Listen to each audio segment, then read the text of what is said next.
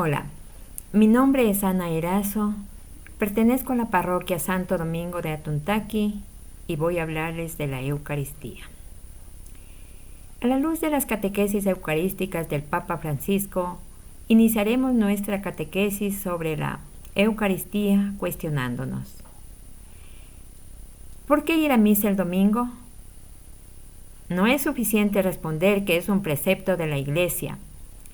Nosotros, cristianos, tenemos necesidad de participar en la misa dominical porque solo con la gracia de Jesús, con su presencia viva en nosotros y entre nosotros, podemos poner en práctica su mandamiento y así ser sus testigos creíbles. En sí la misa está formada por dos partes: liturgia de la palabra y liturgia de la Eucaristía. En la liturgia de la palabra tenemos ritos iniciales, saludo, acto penitencial, gloria y oración colecta. La misa empieza con la señal de la cruz. De hecho, su misterio pascual es don de la Trinidad y la Eucaristía fluye siempre de su corazón atravesado. Marcándonos con la señal de la cruz, no solo recordamos nuestro bautismo, sino que afirmamos que la oración litúrgica es el encuentro con Dios en Cristo Jesús, que por nosotros encarnado ha muerto en la cruz y ha resucitado glorioso. Es importante también realizar comunitariamente el acto penitencial mediante una fórmula de confesión general pronunciada en primera persona del singular. Cada uno confiesa a Dios y a los hermanos que ha pecado en pensamiento, palabra, obra y omisión. Es decir, me confieso pecador. Me ayuda a comprender la dimensión del pecado que mientras nos separa de Dios, nos divide también de nuestros hermanos y viceversa. Las palabras que decimos con la boca están acompañadas del gesto de golpearse el pecho, reconociendo que he pecado precisamente por mi culpa y no por la de otros. Después de la confesión de los pecados, suplicamos a la Beata Virgen María, los ángeles y los santos que recen por nosotros ante el Señor. En esto es valiosa la comunión de los santos, es decir, la intercesión de estos amigos y modelos de vida, pues nos sostienen el camino hacia la plena comunión con Dios cuando el pecado será definitivamente anulado. Precisamente del encuentro entre la miseria humana y la misericordia divina, toma vida la gratitud expresada en el Gloria, un himno antiquísimo y venerable con el que la Iglesia congregada en el Espíritu Santo glorifica a Dios Padre y glorifica y le suplica al Cordero. Liturgia de la palabra. Es de hecho una cuestión de vida, como recuerda la fuerte expresión que no solo de pan vive el hombre, sino de toda palabra que sale de la boca de Dios. La vida que nos da la palabra de Dios. Sabemos que la palabra del Señor es una ayuda indispensable para no perdernos, como reconoce el salmista, que dirigido al Señor confiesa: para mis pies antorcha es tu palabra, luz para mi sendero. La palabra de Dios hace un camino dentro de nosotros. La escuchamos con los oídos y pasa al corazón. No permanece en los oídos, debe ir al corazón. Y del corazón pasa a las manos, a las buenas obras. Este es el recorrido que hace la palabra de Dios, de los oídos al corazón y a las manos. Evangelio y homilía. El diálogo entre Dios y su pueblo, desarrollado en la liturgia de la palabra de la misa, alcanza el culmen en la proclamación del Evangelio. De hecho, su lectura está reservada al ministro ordenado que termina besando el libro. Se escucha de pie y se hace el signo de la cruz en la frente, sobre la boca y sobre el pecho. En el Evangelio tomamos conciencia de lo que Jesús hizo y dijo una vez, y esa palabra está viva. La palabra de Jesús que está en el Evangelio está viva y llegó a mi corazón. Por esto, escuchar el Evangelio es tan importante con el corazón abierto, porque es palabra viva. ¿Y qué es homilía? Es retomar ese diálogo que ya está entablado entre el Señor y su pueblo, para que encuentre realización en la vida. Cada uno de nosotros, cuando va a misa, tiene el derecho de recibir abundantemente la palabra de Dios, bien leída, bien dicha y después bien explicada en la homilía. Un breve silencio después de la homilía hace que cada uno debe pensar en lo que ha escuchado. Credo y oración universal. El rezo del credo hace que la asamblea litúrgica recuerde, confiese y manifieste los grandes misterios de la fe antes de comenzar su celebración. En la Eucaristía, la respuesta a la palabra de Dios, acogida con fe, se expresa después en la súplica común denominada oración universal, porque abraza las necesidades de la Iglesia y del mundo. Liturgia de la Eucaristía.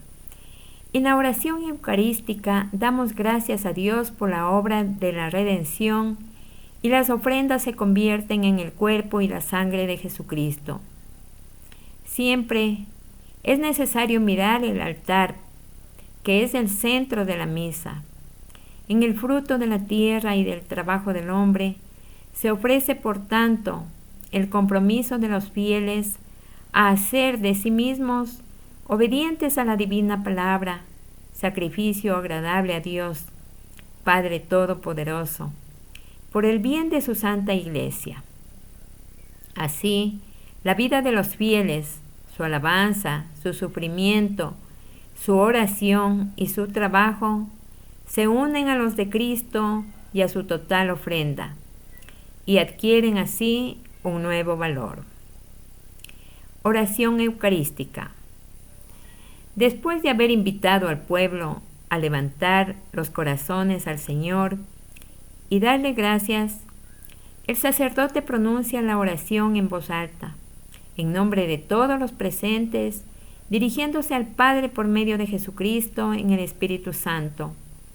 El sentido de esta oración es que toda la asamblea de los fieles se una con Cristo en la confesión de las maravillas de Dios y en la ofrenda del sacrificio. La acción del Espíritu Santo y la eficacia de las mismas palabras de Cristo, pronunciadas por el sacerdote, hacen realmente presente, bajo las especies del pan y del vino, su cuerpo y su sangre, su sacrificio ofrecido en la cruz de una vez para todas. Rito de la comunión. Iniciamos los ritos de la comunión con la oración del Padre Nuestro. Esta no es una de las muchas oraciones cristianas, sino que es la oración de los hijos de Dios. Es la gran oración que nos enseñó Jesús. Más allá de la misa, el Padre Nuestro debe rezarse por la mañana y por la noche, en los laudes y en las vísperas. De tal modo, el comportamiento filial hacia Dios y de fraternidad con el prójimo contribuyen a dar forma cristiana a nuestros días. El rito de la paz está situado desde la antigüedad antes de la comunión. Está encaminado a la comunión eucarística. La fracción del pan está acompañada por la invocación del Cordero de Dios, figura con la que Juan Bautista indicó en Jesús al que quita el pecado del mundo. La comunión sacramental. Conocemos las palabras que resuenan desde el santo altar: dichosos los invitados a la cena del Señor. He aquí el Cordero de Dios que quita el pecado del mundo. Inspirado en un pasaje del Apocalipsis, dichosos los invitados al banquete de bodas del Cordero, dice bodas porque Jesús es el esposo de la Iglesia. Esta invitación nos llama a experimentar la íntima unión con Cristo, fuente de alegría y de santidad. Al sacerdote que distribuyendo la Eucaristía te dice: el cuerpo de Cristo, tú respondes: amén. Reconoces la gracia y el compromiso que conlleva convertirse en cuerpo de Cristo, porque cuando tú recibes la Eucaristía te conviertes en cuerpo de Cristo. De la celebración a la vida. A través de la Eucaristía, el Señor Jesús entra en nosotros, en nuestro corazón y en nuestra carne, para que podamos expresar en la vida el sacramento recibido en la fe. No debemos olvidar que celebramos la Eucaristía para aprender a convertirnos en hombres y mujeres eucarísticos.